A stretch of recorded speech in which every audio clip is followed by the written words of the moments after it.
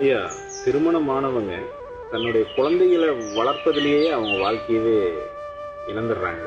பொதுவாக பெண்கள் குழந்தைகளுக்காகவே வாழ்றாங்க, அவங்களுக்காகவே எதுவும் வாழாமே இருக்காங்க. அவங்களுக்கு சில ஆலோசனைகள் சொல்லுங்க. இப்போ நம்ம ஒரு வாழ்க்கையில் ஈடுபடுறங்கிற இடத்துல முக்கியமான தருணம் திருமணத்தில் ஆரம்பிக்கிறது. அந்த திருமணத்தில் கணவன் மனைவி கருத்தொருமித்து காதலாகி எல்லாம் பொருந்தின நிலையில் சந்ததிகள் இறைவனுடைய கருணையால் நமக்கு சந்ததிகள் கிடைக்குது. சந்ததிகள் கிடைச்சோன்னே அந்த சந்ததிகள் மேலே அளவு கடந்த பற்று வச்சுக்கிறோம். பற்று வச்சுட்டு என்ன செய்யறோம்? நம்ம எதெல்லாம் வாழ விரும்பணுமோ அந்த மாதிரி குழந்தைகளை வாழ வைக்கணும். நாம எதெல்லாம் விரும்பணுமோ அதை வாழ வைக்கணும். நாம் என்ன கஷ்டப்பட்டோமோ அந்த கஷ்டப்படக்கூடாதுங்கிற ஒரே காரணத்துக்காக, குழந்தைகளுடைய வளர்ப்புக்காக, குழந்தைகளை நலப்படுத்தணுங்கிறதுக்காக கடுமையா உழைக்கிறாங்க, கடுமையா அவஸ்திப்படுறாங்க.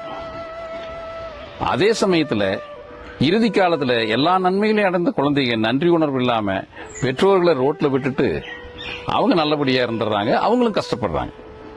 இது சரியான ஒரு கல்வி முறையோ சரியான வாழ்க்கை முறையோ இல்லாதனால முந்தைய காலங்களில் அருமையான வாழ்க்கை நெறிமுறைகள், குரு உபதேசங்கள், கல்வி தன்மைகள், உயிர்கல்வி எல்லாம் இருந்தது. இப்ப இந்த உயிர்கல்வி சுத்தமா இல்லை. அதாவது நம்ம படிக்க போறோம் அப்படின்னா பொருள் சம்பாதிப்பதற்கு என்னென்னலாம் வேணும், விஞ்ஞான முன்னேற்றத்தில் கண்டுபிடிக்கப்பட்ட விஷயங்களை கற்றுக்கொள்ளவும் அந்த கற்றுக்கொண்ட பாடத்தை நடைமுறையாக்கி பொருளீட்டவும் தான் பயன்படுத்துறோம்.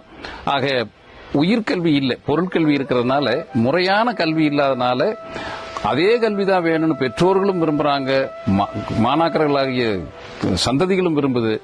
ஆக யாருக்குமே ஒரு நிம்மதி இல்லாத வாழ்க்கை தான் இங்க நிலவிட்டு இருக்கு. அதுக்குண்டான தீர்வு என்னங்க சொல்ல விரும்புறீங்க?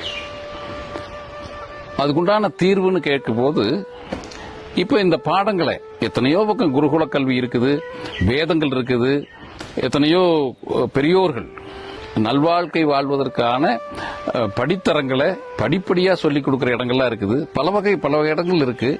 இப்ப அந்த மாதிரி இடங்களுக்கு சென்று இந்த பொருட்கல்வியை கற்றுக்கொள்றதோடு சேர்ந்து வாழ்க்கையில நம்ம எப்படி அன்பா இருக்கணும், எப்படி கற்பு நெறியை வளர்த்திக்கணும், எப்படி பிரம்மச்சரியம் இருக்கணும், பெற்றோர்கள்கிட்ட எப்படி நடந்துக்கணும், ஆசிரியர்கள்ட்ட நடந்துக்கணும், இந்த ஒழுக்க நெறியெல்லாம் கேட்டுட்டு இதெல்லாம் ஏன் நடந்துக்கணும், இதனால என்ன பயன்னு தெரிஞ்சு வாழ்க்கையினுடைய உன்னத நிலையான மோட்ச நிலையை, பிறப்பற்ற நிலையை, சந்தோஷமான சத்து சித்து ஆனந்தம் பரபிரம ஆனந்த நிலையில வாழ்றதுக்கான கல்வியா எடுத்து வாழும் போதுதான் இதெல்லாம் மாறுபட்டு அமையும்.